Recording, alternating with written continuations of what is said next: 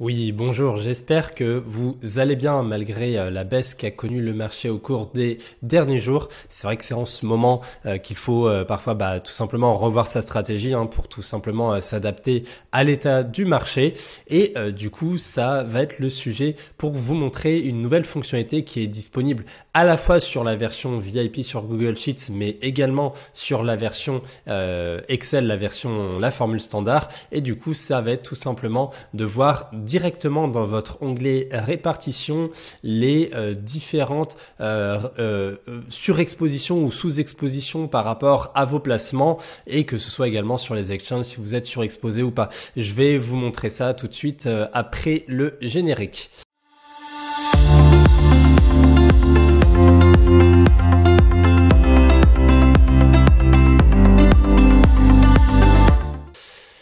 Donc, comme je vous disais, d'abord, on va parler de déplacement.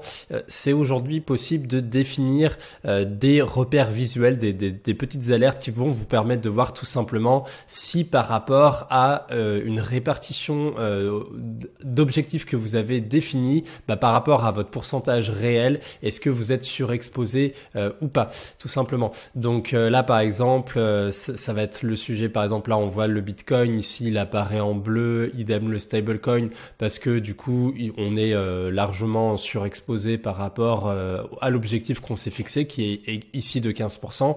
Par contre ici, là vous voyez que le top 20, le top 100, là on est à respectivement 4% et 0% pour un objectif de 15% chacun. Donc là par exemple ces deux éléments apparaissent en jaune, ils sont un peu mis en évidence pour montrer qu'il y a une sous-exposition et que ça peut être bien de le modifier. Donc ça, voilà, vous voyez, il y a à chaque fois maintenant il y a cette nouvelle colonne. Vous pouvez vraiment définir l'allocation là, que ça c'est l'allocation que vous avez en temps réel, et du coup vous pouvez définir un autre taux d'allocation, et du coup tout simplement ça va vous permettre de rééquilibrer au mieux par rapport tout simplement à la répartition que vous souhaitez.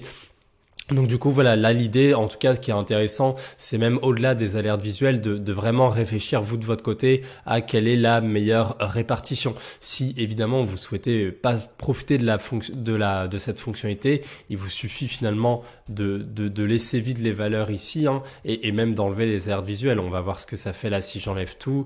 Là voilà, on voit que ça fait ça, et du coup là par exemple il vous reste que quelques valeurs. Donc ça va être l'occasion de vous montrer comment cette fonctionnalité a été généré pour que vous puissiez enlever tout ça de votre côté si vous souhaitez pas en profiter. Donc là, il suffit de tout sélectionner. Vous allez dans format mise en forme conditionnelle, et donc là vous verrez F7, F15. Là voilà, c'est les éléments ici. Il y a 4 formules. Donc en fait tout simplement, on va regarder formule par formule.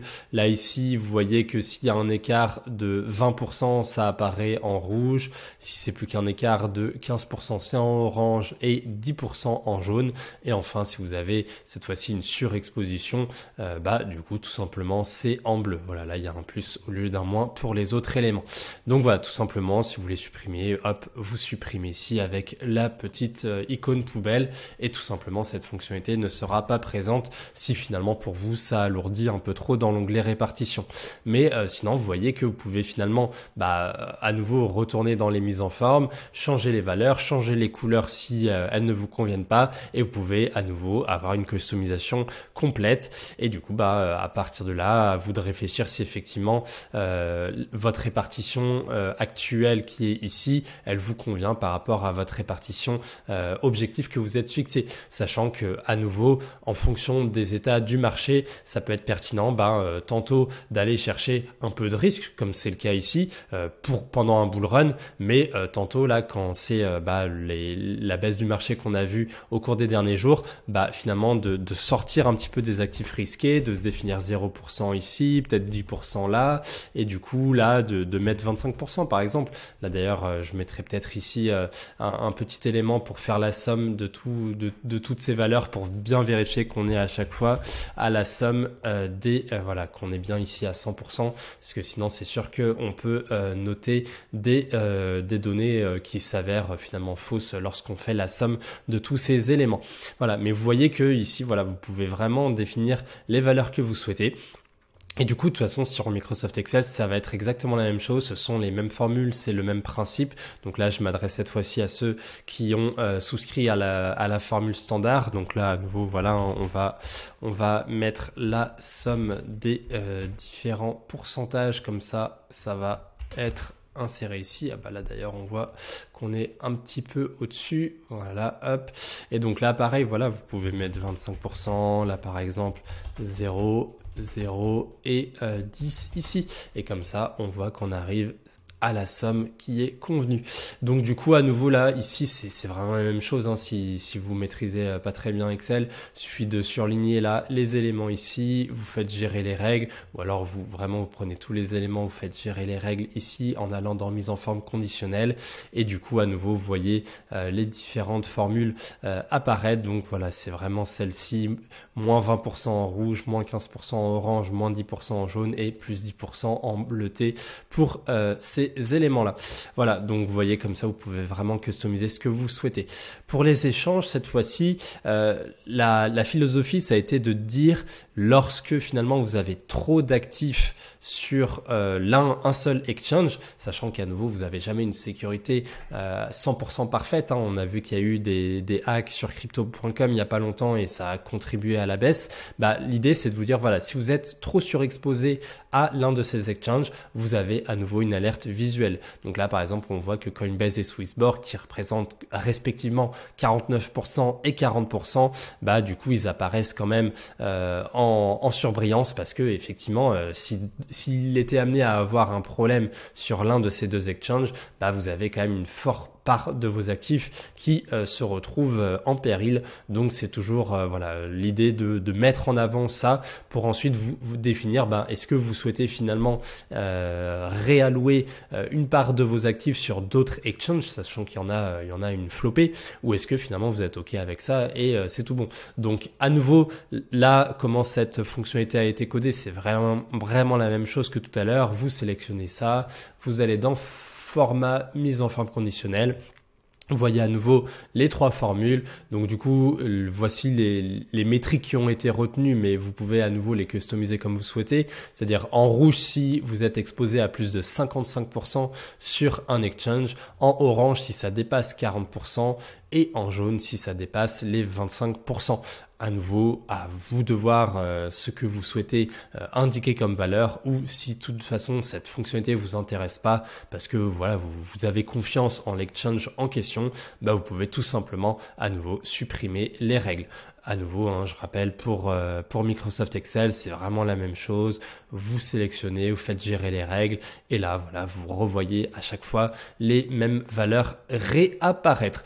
Voilà, donc en tout cas, c'est tout pour cette fonctionnalité, j'espère qu'elle vous plaira. Avant de vous quitter sur Google Sheets, je vous annonce également une fonctionnalité un petit peu bonus qui était que sur Google Sheets, quand vous allez dans votre onglet Crypto API, parfois je vous avais dit que l'API se chargeait mal et du coup ça pouvait contribuer parfois à une petite surprise puisque les utilisateurs, là voilà, il y a 4 formules qui sont préchargées et du coup des fois il y a quelques crypto-monnaies qui sont mal chargées à cause de l'API. Et du coup, ça pouvait évidemment fausser vos résultats et des fois, vous pouviez penser que les marchés avaient baissé alors qu'en fait, il y avait juste une partie de vos données qui ne s'était pas chargée correctement. Donc du coup, là, par rapport à ça, maintenant, dans l'onglet répartition, vous avez 4 voyants qui vous indiquent si les données sont bien chargées actuellement. Et du coup, j'ai même fait mieux que ça puisque avant, lorsque c'était pas le cas, vous deviez vraiment aller dans l'onglet Crypto API et changer le 1 en 0 ici. Maintenant, ce qu'on a fait, c'est que tout simplement, si là vous voyez qu'il y a une erreur, il y aura marqué erreur, le voyant sera rouge, comme le rouge ici, ça se verra très bien. En fait, tout simplement, vous avez juste à faire un petit switch de valeur. Vous pouvez l'écrire à la main, voilà, tout simplement 1, 0, 0, 1 ou tout simplement sélectionner dans la liste défilante. Et du coup, tout simplement, vous attendez que le voyant qui était rouge repasse au vert. Et là, ça indiquera que tout est en ordre. Donc voilà, en tout cas, c'était ce petit ajout qui vous permet voilà, d'avoir le moins besoin possible de revenir ici, de scroller pour vraiment voir où est l'erreur. Là, voilà, au moins, vous avez vraiment tout qui est le plus automatisé possible. Et comme ça, vous avez un onglet répartition qui, cette fois-ci, vous permet d'avoir accès à des options quand même assez avancées et de pouvoir vraiment contrôler plusieurs choses directement depuis cet onglet. J'espère en tout cas que cette vidéo vous a plu. Si c'est le cas, n'hésitez pas à vous mettre à mettre un like sous la vidéo, à mettre un commentaire. Je vous le demande pas forcément à toutes les vidéos, mais comprenez que c'est vraiment ce type d'engagement qui permet également de remonter dans les recherches, d'avoir davantage de feedback et également de continuellement améliorer l'outil. N'hésitez également pas à partager cette vidéo à quelqu'un qui là par exemple a connu le crash et qui souhaite finalement avoir des outils en main pour mieux allouer ses fonds et finalement tout simplement bénéficier d'une meilleure rentabilité, peu importe finalement comment le marché évolue. En tout cas, voilà, je vous souhaite une très bonne semaine et je vous invite à rester abonné pour ne pas manquer nos prochaines fonctionnalités. À bientôt.